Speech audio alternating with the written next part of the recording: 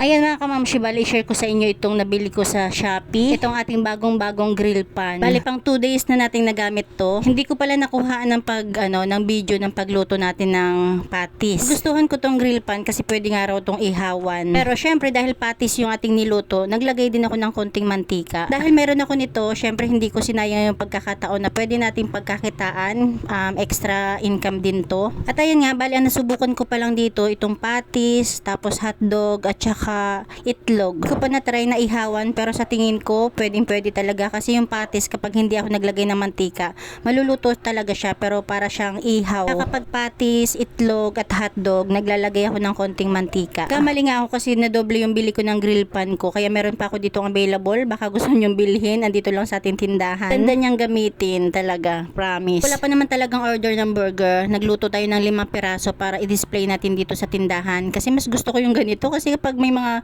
andyan na yung mga bumibili at sumabay-sabay, naku, na-stress ako. Lupat wala naman talaga akong kasama rito sa tindahan. Kasi nung first day natin, buti na lang nandito yung mga anak ko, ayan, at tulong-tulong talaga kami. First day kong gumawa, hindi pa naman talaga ako seryoso. Tinga lang ako ng 2 balot ng buns.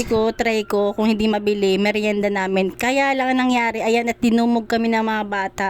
Kaya nagpabili ako uli ng 5 balot. Ganito lang naman yung lutuan natin, hindi talaga yung talagang pang burger. Una pa lang, ang plano ko talaga is magluluto-luto lang ako kahit ilang peraso, tapos i-display ko lang. Pero yung unang araw natin na nangyari, ayan, at mga nakaabang yung mga bata talaga sa burger. Kaya ngayon habang maaga pa, may pasok mga bata, ayan, at nagluto ako ng 5 peraso. Para kahit paano, ayan, i-display natin, o diba? Ayun, yung anak ko, yung unang-unang bumili, kaya darating lang galing school, ayan, meron tayong nilagang itlog. Tapos yung anak ko dyan, mayroon tindang Korean food, ayan, yung maanghang. Tapos ito naman yung ating siomay. Yung lutuan ko ng siomay, lumang-luma na talaga yan, pero ayan, napapakinabangan ko pa rin talaga. Ito yung nabili natin sa Shopee. Kung gusto nyo rin bumilihan, meron tayong extra dito kasi nadoble nga yung order natin. Pero kung hindi naman at gusto nyo sa Shopee, ilalagay ko yung link sa comment section. Meron din pala tayo ditong yummy snow cone. Kasi talaga namang trending na trending to sa ating mga kasari. Balak ko na nga lang dito is yung snow cone kasi may pang crush naman tayo ng yelo. Sabi kasi ng kapatid ko, meron na daw nagtitinda dito ng ganyan, yung juice. Kaya tayo, ang gagawin na lang natin is may yung crush, yung parang scramble, magka-crush tayo ng yelo. Subok na nga kaming gumawa dyan ng mga anak ko yung juice with Yakult.